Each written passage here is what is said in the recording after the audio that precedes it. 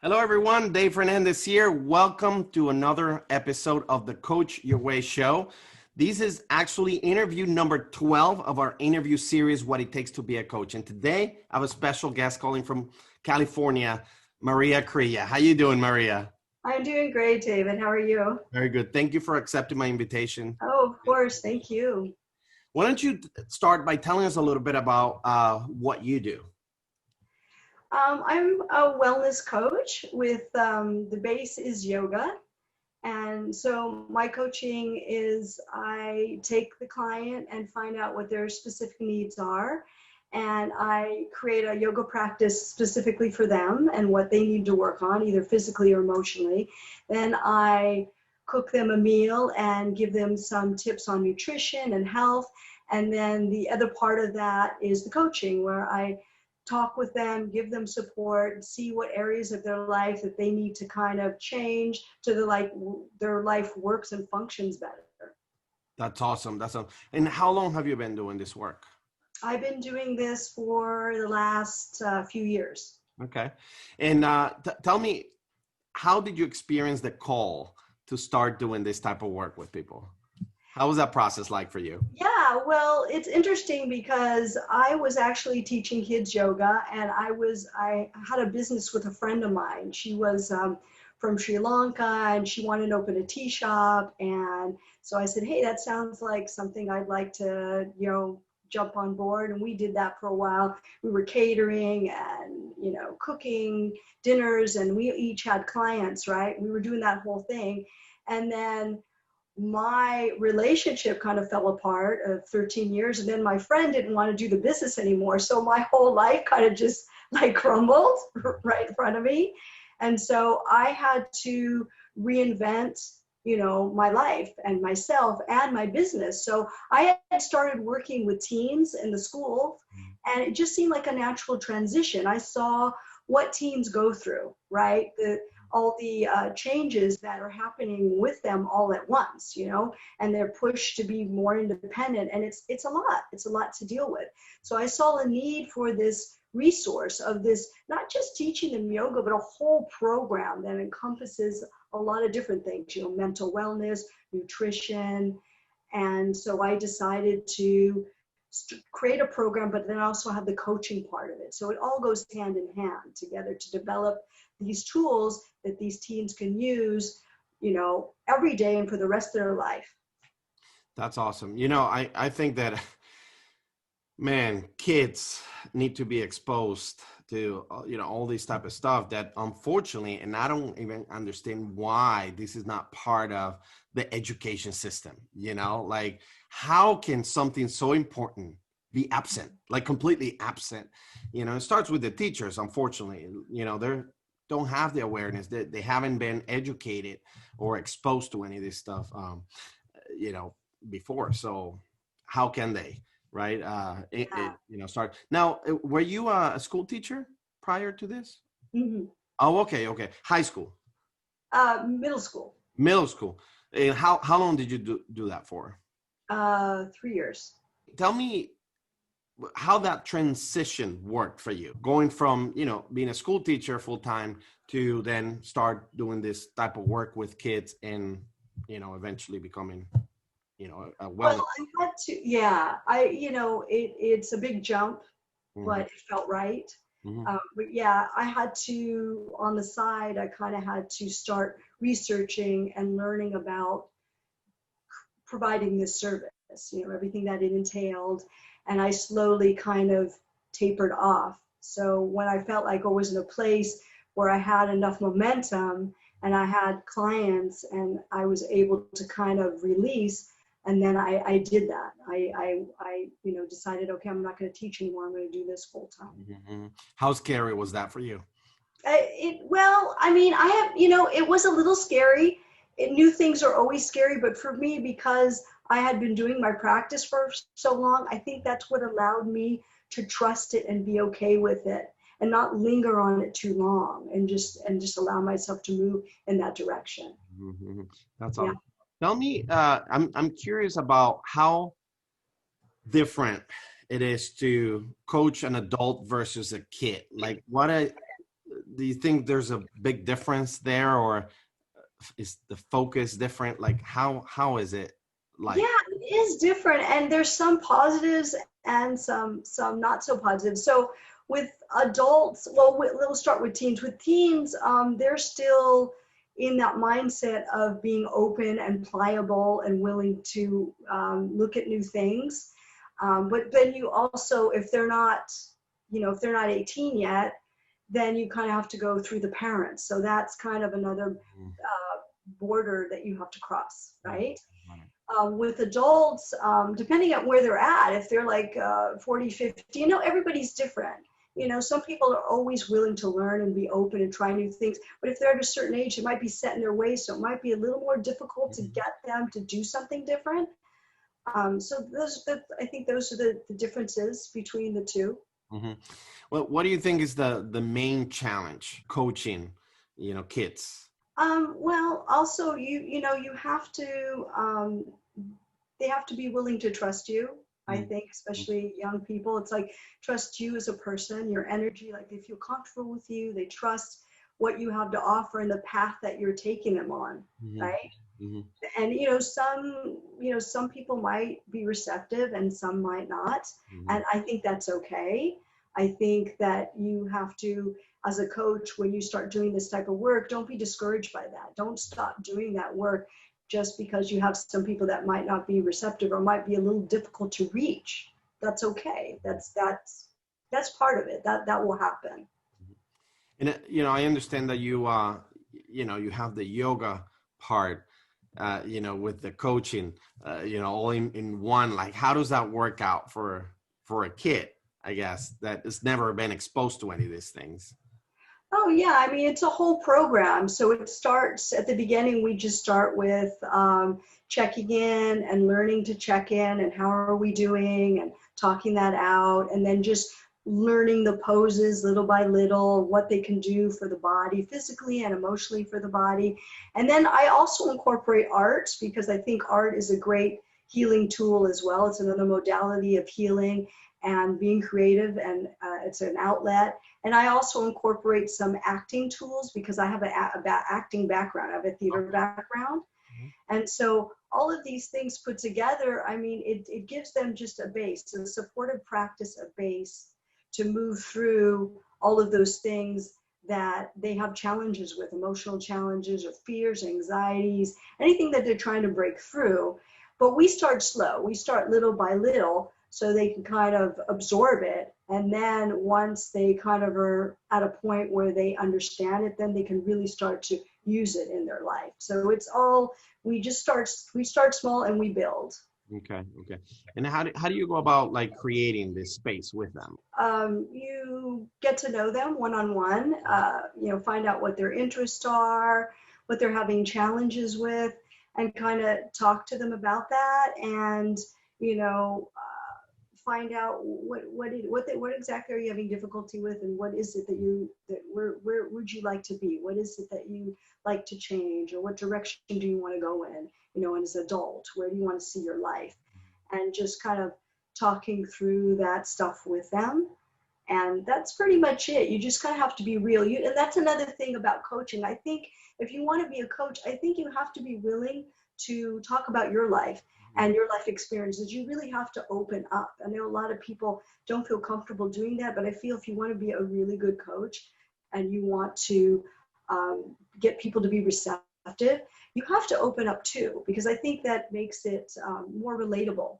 People can relate to you. They're like, oh wow, she gets what's going on with me. She understands those challenges. She's had them before. Not like something you just learned and then you're just repeating it back to them. Yeah. So I think that's super important. I love it. Actually, that was my next question. Like, do you find it hard to relate, to these kids because of the age difference or whatever? And how do they respond to you? So I guess just by being real, right? I think that works for everything, right? Like if you're willing to just be vulnerable with them and just not put yourself at a different level, but at their level, or at their level. Or eliminate any levels, like, make it feel like there's no levels, Right. We're just two people talking, and I'm going to share myself, you're going to share yourself, and we're going to meet somewhere in the middle. We're going to figure this out. That's right. That's right. That's right. What do you think makes a great coach, in your opinion? A great coach. I think, you know, you have to be willing, I feel, this is my take on it. I think you really have to be willing to be bold and blunt, but in of course, in a kind, loving way, always in a kind, loving way.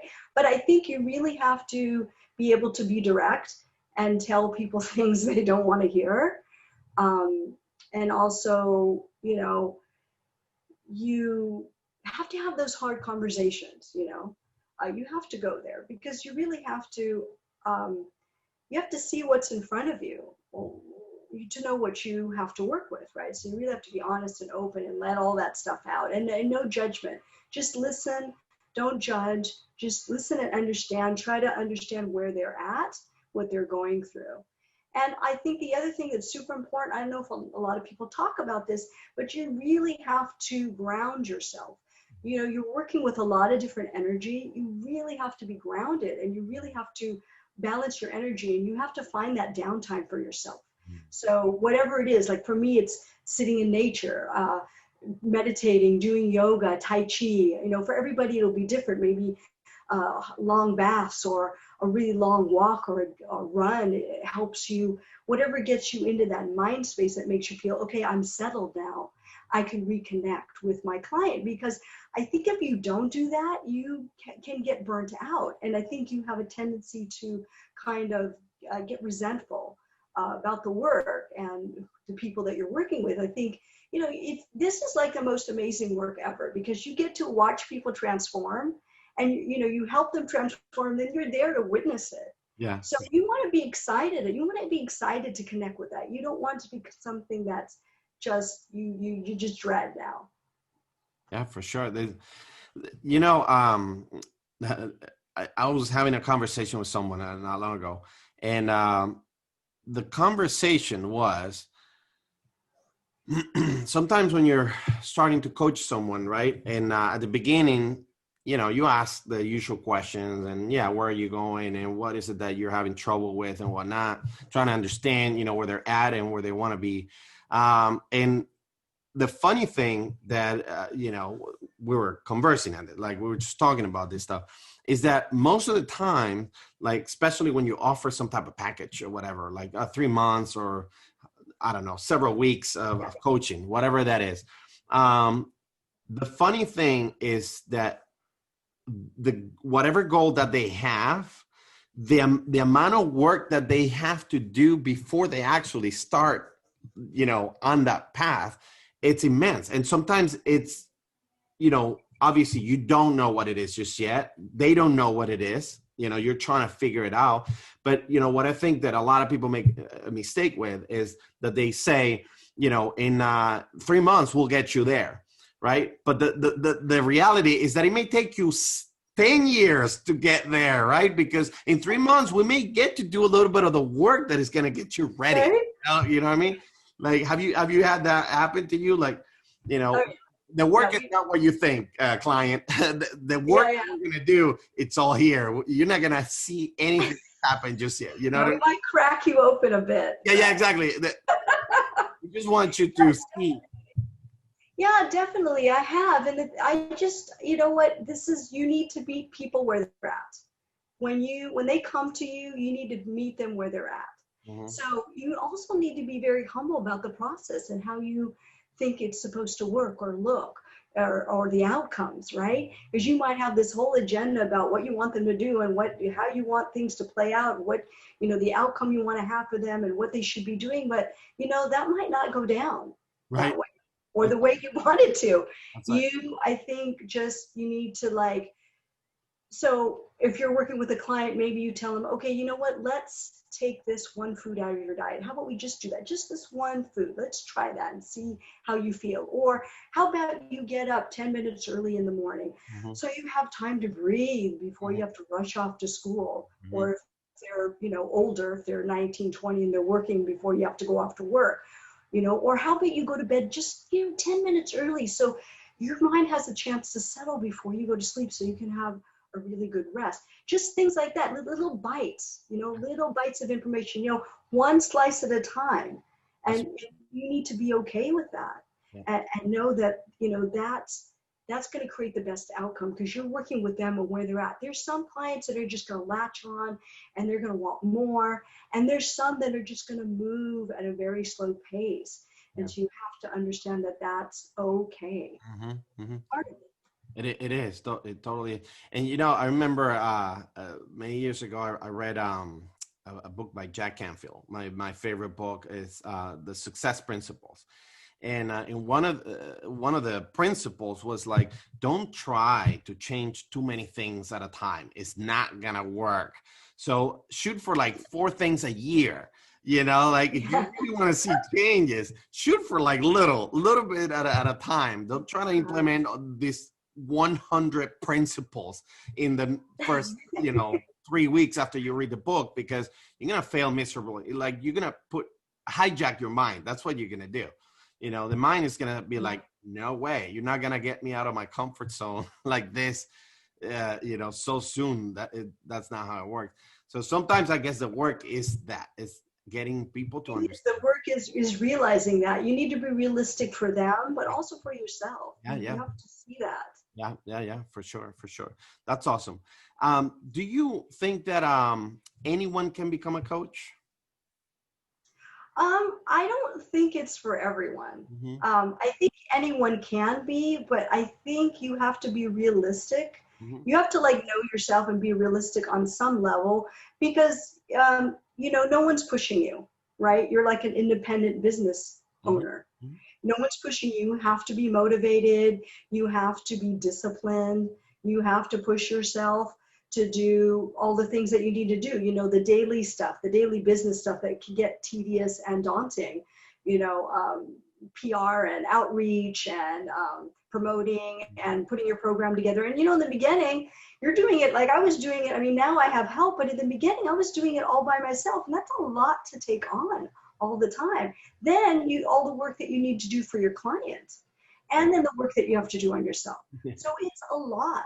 And so be realistic. I think you can do it if you're willing to commit. I think that's it. If you're willing to commit to all of those things, you can do it. But you do have to be realistic about who you are, and if you're able to go on that journey, and know that you're going to have humps, and you can get over the humps. Mm-hmm. So you have to have that time that you need to be okay with that time it takes, Mm-hmm. And, that you got to be okay with that waiting period is what I call, before you take off or explode. You got to be okay. Because then one day you're going to wake up and go, oh my gosh, I'm doing it. I'm serving and expressing myself in the world in my unique way. And it feels fantastic. For sure. You know what? Please, I want you to expand on that reality of the business, which is you doing everything yourself. Like that is something that, man, we all have to do, and it's nuts. Can you tell me a little bit about your own experience with, trying to do everything yourself, promoting yourself and getting out there and putting all the programs together and everything? Yeah, it's in the beginning, it's just there's days where you're just like, I don't want to do this. I can't do this on my own. I need help. It's just, I don't understand how to address this. I don't understand how to work with this. And I think the other component of that is to ask. We really have a hard time with that. Ask for help. If you don't understand something, if you don't know how to figure something out, if you don't know how to address something, in the beginning, it's like start where you're at. So you might go, well, I don't have any experience, or I don't have any knowledge, so I can't do this. That's not true. Find where it is that you want to serve, and learn about it, and explore it, and ask for guidance, ask for direction, ask for help. Don't feel like you have to do it all yourself, But in the beginning, when you're just starting to figure it all out, you feel like you're all alone and you don't have any help, and you've got to figure all this stuff out. And it is because you want to just be the person that, writes your book or put your program together or shows up and teach. You don't want to have to do all this other stuff on the outside, which you do have to do.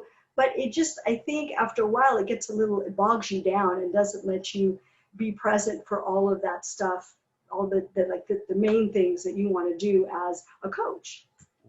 So what I hear you say, and this is the first time I hear this, is that coaching is not about going with my laptop to the beach and just coach and, make like $100,000 a month.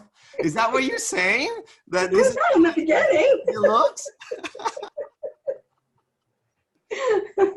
Yeah, you're so right. And it's one of those things. So I have a course that's one of the things that I had the privilege to finish this year because of the amount of time that, this whole situation provided me. And, I had some people go through the program and whatnot. And one of the things that that you experience when new people start like experiencing this for the first time, it's like, oh my God, this is too much. This is like not what I thought it was. And things like that. And it's like, well, what do you expect? Like, do you think that, it's the propaganda, right? Like, you see all these things online with guys just coaching from the beach and whatnot and making like, I don't know, incredible amount of money and stuff. Man, the reality is that you have to become a master on a lot of different things in order to start, being able to even like, I don't know, open your window, like, let alone some sunlight. Right. There's so many things, right? The reality is real. I mean, this is just like starting any business, right? You have to be a master of what you do, and work on yourself and get better and better every day. And you also have to be phenomenal at, social media marketing and marketing per se, and running ads on Facebook or Instagram or whatever, and putting websites together, and then, then being comfortable talking on camera. And it's so many different things, right? Like it is. And I mean, those people, you can have that life and you can make that kind of money, but I mean, you have to set yourself up for that. Oh yeah. There's some people that have been doing it for a long time. And like you said, they've mastered those skills. And I also think about it like, all these things that you're learning, like how to do social media, how to write a book or whatever it is, just think about like, I didn't have these are skills that I'm going to use later down the line. It's not something that I'm just going to learn and then I'm going to let go of. Right. These are skills that I didn't have before. Oh my God, I know how to do this now. I don't know how to write a book. I know how to design a book cover, whatever it is. I know how to do this now. Now you've just enriched your toolbox. Now you have all these other things that you can teach other people. People really think that this is going to be so easy. And I remember, a lot of the people that are, going to the program, my program, they, one of the first things that they want to know is like, okay, so how do I get the clients? So I'm like, okay, here's one technique, now go do it every day for, 3 months. Right. And then you'll know, what's working and what's not, but you got to go do what? Like, but I don't even know how to turn Facebook on. Learn. I mean, or I'm showing you, here's how you do it. All you got to do is just sit down now and do it. And people think that things are going to be a lot easier, right? Just because they're looking for a way out of their life, right? Their current job or whatnot. And then they just come across these things and they think that it's going to be so easy. But anyway, let's move on from that. What do you think, going back real quick to, because a lot of the people that are going to be watching this interviews are people that are either thinking or considering, becoming a coach, or they're on the way already. They're on the path. They're either taking courses or they just got some type of certification or whatever. And what I want them to see is the reality of it, and what it takes to be a coach, right? Hence the name of the show. A lot of these people are contending with imposter syndrome, right? It's the number one thing, the number one fear. We all have it. I had it. My God, did I have it? And I still have it. In many cases, it comes out. But did you have it? And how did you go about overcoming that? Yeah, in the beginning, when I first was doing it, I had a lot of that, a lot of doubts. Yeah. a lot of second guessing myself. Um, but as again, my spiritual practice pretty much helps me with everything. It kind of breaks everything down and kind of readjusts me. So I always go back to my practice, and I realize, like, I've been doing this for a while, and I'm having good results. Like, people are coming to me and thank you so much, and this is great, and this is wonderful. And so I just realized, I know what I'm doing. I know what I'm doing. I have the experience. I have the knowledge. I have the wisdom.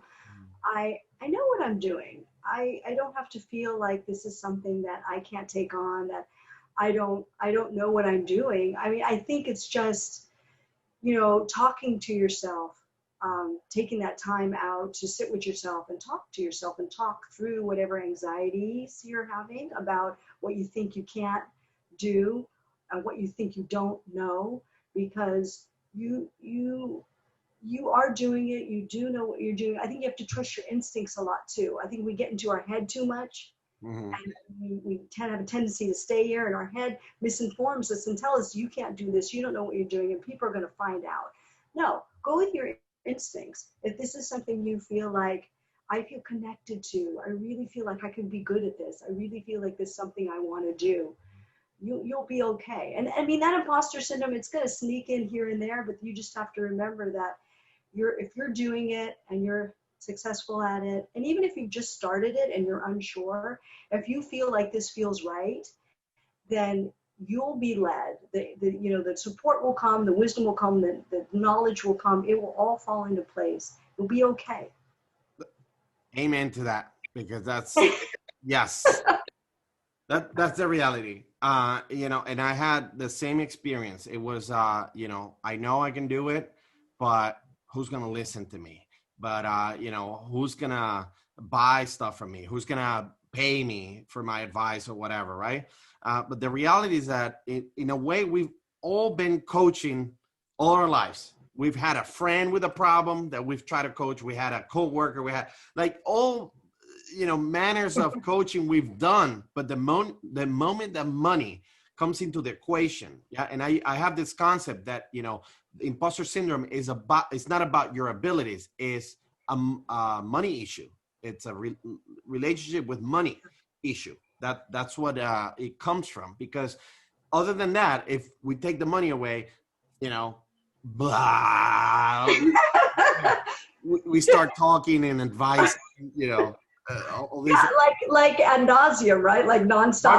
Right. We wouldn't stop. It's something you just do, but you're so right. You're so right. That's so great. I'm so glad you brought that up. As soon as you bring money in the equation, then it's like, well, now people are paying me, so I can't mess up. I can't not know something. I can't not be informed. I can't not. No, it's okay. I have all my degrees behind me, Oh yeah, I didn't go to school for that. No, it's an intuitive thing for the most part, I believe. I believe so too. You're so right. I think that if you have the desire to do it, is because, all you got to do is just follow that, because the desire is there for a reason. You don't have to question it too much. It's just like anything else. We just question too much and we end up not doing anything. The reality is that if you just try it, even if it's just for a little bit, and see what it's like and give it your all, things are going to start coming your way. The right information, the right tools, the right people, the right books, everything's going to show up, because you're allowing, Yes. to quote our friend Wayne Dyer, Yes. got to do is allow to happen. And, it just, that's it. Boom. Right. It'll be Right. good. All these things. That's phenomenal. Now, talking about the diplomas and all this stuff, do you believe in getting certified? Do you think somebody has to get certified in order to coach, or what are your thoughts on that?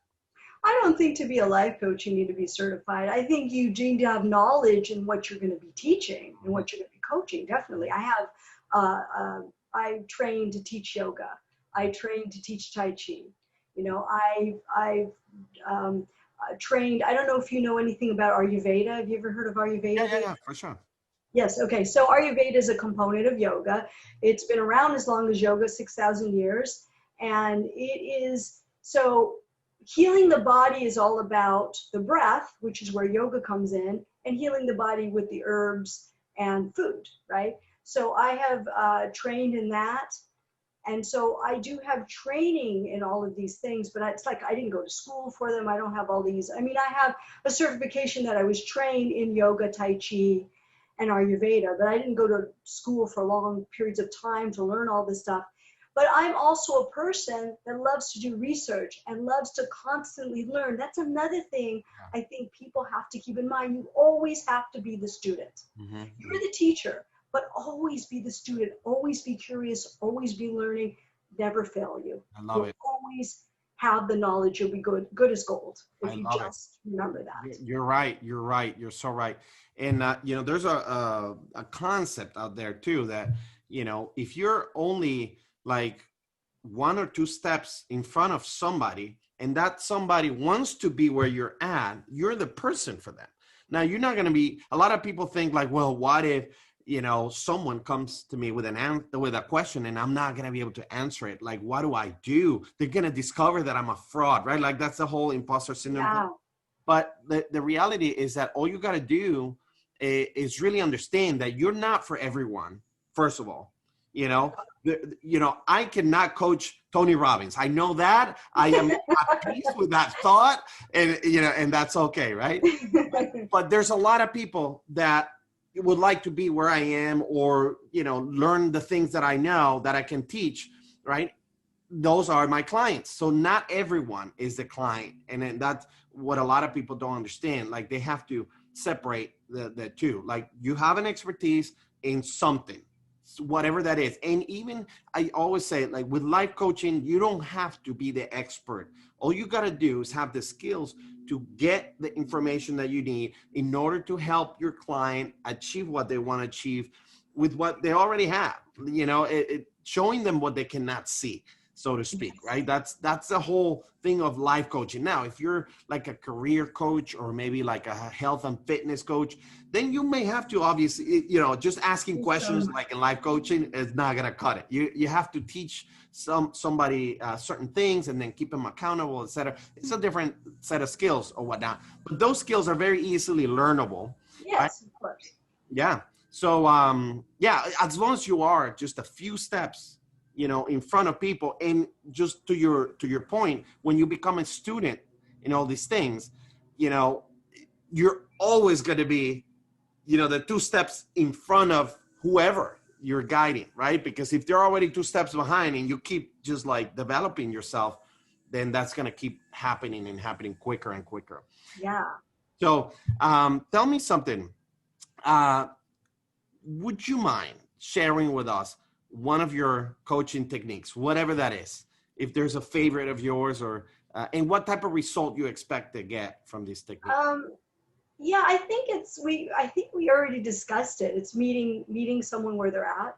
Okay. Pretty much meeting someone where they're at, and you know, just making small changes. Mm-hmm. And I think if someone comes to you and says, thank you so much for that.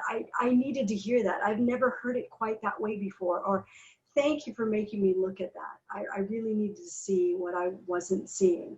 Mm-hmm. Or they change something in their routine. Or you see that spark in their eyes and they realize what the missing piece was to making their life work. Mm-hmm. I think that for me is I love it. Yeah. Yes. That's like, okay, I made a difference. I did something. For sure. I love it. Can you share with us a couple of books that you, I understand that you're an author, so please. Yes, I have a book. Oh, nice. Tell us about your book. Graceful Warrior. Yeah, so my book is part biography and part self-help. And so it takes you on, I know I wrote it, but I feel like it's a really inspiring journey. It's a really wonderful journey to go on, because at one time I didn't want to exist anymore. I didn't want to be here. And I go through this journey where slowly I kind of break myself down, and little by little I start to change some of the ways I think or the perspectives I have about life or myself. So it's this really great journey. And then the other part of that are tools I have in there to help help you kind of move through obstacles, whether they're anxiety, depression, or whatever it is that you're having difficulty breaking through. So it's a little bit of both. It's this wonderful story of survival and inspiration, but it also does have tools in there that will help you to kind of, like I said, break through whatever it is you're having a hard time kind of getting through, and helping you to move through it and come out the other side, from like trauma, if you're having some kind of trauma or severe anxiety and depression, to becoming mentally well and having tools to keep you there, keep you stable. I love it. And where can people get your book? It's on Amazon. You can get it on Amazon. It's available as an ebook or a paperback. Awesome. I'll add a link to the description down below for it. Yeah. What are another couple of books that have like had immense impact in your life? Yeah. The other book was The Aladdin Factor. I think that was written by, right, Campbell. Yeah. So The Aladdin Factor. Yeah. That's such a great book. I think everybody should read that book. But again, it's about asking for what you want. And we have such a hard time for asking what you want. And I know when I read that book, that was quite some time ago. When I read that book, I know that I broke down crying, because at that time, when I found that book, when it came to me, I was that person that had a hard time asking for what I want, and realizing I had this tool and this permission that it was okay to ask for what I wanted and to get what I want. And I deserved it. I was worthy of it. So that book really transformed me. And I also, I always say, ask, right? You can never go wrong. It's always worth asking, because what can happen? You can get a bunch of no's, and then what? Okay, so you got your no's. Now get ready for your yeses. That's right. Asking where is that? Asking is, you will, in my experience, you will always find the answer if you just keep asking. That's all that has to happen, Yeah. And I have had like phenomenal experiences just when I've allowed myself to ask. And I'm not just asking, the universe, which I've also had amazing experiences that way, but asking people, to help me do something, get somewhere, and it's been like incredible, because prior to that, I believe that was not possible for me. But as soon as I asked, it's almost like everything moved in that direction, like not even like skipping a step. It was incredible. And it's happened several times in my life. And it's like, oh my God, why wasn't like, why didn't I know this before? Like that type of experience. Like now that's all I do. Now it's not just of people, but like the universe that I ask every day I'm asking, and I'm asking the same thing. Now you're like, this is what I want. Hey, by the way, don't forget. Don't forget. And every morning, don't forget. But you know what? I think if you have a genuine intention and you're a genuine person, and this is something that you really want to do, you really want to serve, and people feel that and they know that, I think people are at the heart of people. I think they really want to help, and they would. Totally agree with you. And I'm going to add a link to this book as well down below as a suggestion from you. One more book. Give me one more book that have changed your life. I would say anything by Wayne Dyer. Anything by Wayne Dyer. All right. Because when he has a way, this is the thing, he has a way, like he doesn't let you get away with anything. He tells you what it is you're going to need to do, but he does it in a way that's comforting. He's very soothing and calming, and he makes you feel like you can do it. Yes. And that you don't have to be afraid of this new way of thinking or responding or being in the world. He like breaks it down so it's accessible. Mm-hmm, mm-hmm. Yes. Totally.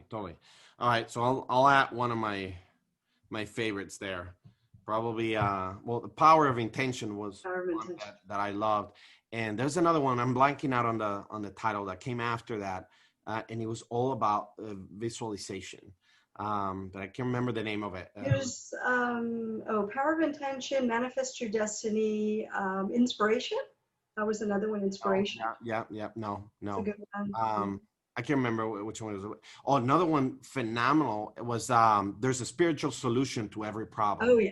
Oh man, that I had the audiobook and I listened to it like I don't know how many times, and it was just like I don't know, it's what I needed right at the moment. That's usually when you get these books and then you get to enjoy them and Yeah. read them and reread them.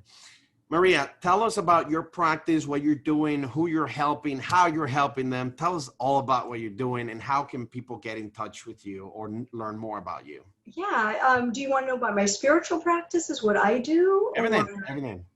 Spill it all Yes. out. Oh, okay, great. Every day I either do yoga or Tai Chi, I meditate, I chant, which if people ever want to know, I know some people think chanting is kind of funky, but basically chanting is meditating. It's just you're singing instead of being still. So it's another way of meditating. So I do some form of all of those things every day. Those are my spiritual practices that I do. And my, you know, my, I have a yoga program for teens, and it's, like I said, it's not just teaching yoga, it's teaching yoga, it's teaching the history of yoga. I think it's important to have a background and know why this was developed and how it can help and why it's important to do. I also incorporate art and I incorporate acting tools because I realized that a lot of the tools that I learned in my acting class were tools that you can apply to everyday life. These exercises, they're very phenomenal. And then I also teach the universal principles of yoga, which universal principles, they're kind of like a universal code of ethics. So how you are in the world, how you can be in the world, how you should be in the world. Like with the title of my book, Graceful Warrior, it's like, yes, everybody needs to be a warrior for themselves. They need to have those boundaries. They need to protect themselves. But it's also important to be compassionate and understanding when you're relating with other people in the world, to not take their reactions personally and know that everybody's coming from a place you have no idea where they're coming from, and just to be patient with them. Is that, did you want a little more or? Yeah, well, and I also want to know, who are your audience, like your target audience? Yeah, teens and young adults are my target audience. Okay. Yeah. And you help them with? Yeah, so we do the program together, and then I also do the wellness coaching. So I sit with them and I create a yoga program for them. It's tailored for them, and we go through kind of like things that they like to eat, and I cook them a meal, and it's depending on if they do 1 day or 3 days. I offer either 1 or 3 days. And then we go through nutrition technique, nutrition information, wellness information in that area. And then I do the coaching part where I sit with them and I support them. And it's like, well, what is it that you want? What is it that you're having difficulty breaking through? What is it that you want to move through and let go of? And so it's kind of mental wellness, body wellness, and also supportive direction in their life if they're stuck and they need some kind of help in that area. What do you want your legacy to be, Maria? I'm actually like dreaming big. I would love to be like Wayne Dyer for teens. Oh, that's what I would love to do. I would love to go on that stage and talk to people, to teens and young adults, and give them that kind of information. Because like you said, they're not getting it unless you're someone who's lucky enough to be exposed to that, or your parents are teaching you that. You're not going to get it anywhere. It's so extremely valuable, especially right now with the distancing and the quarantine.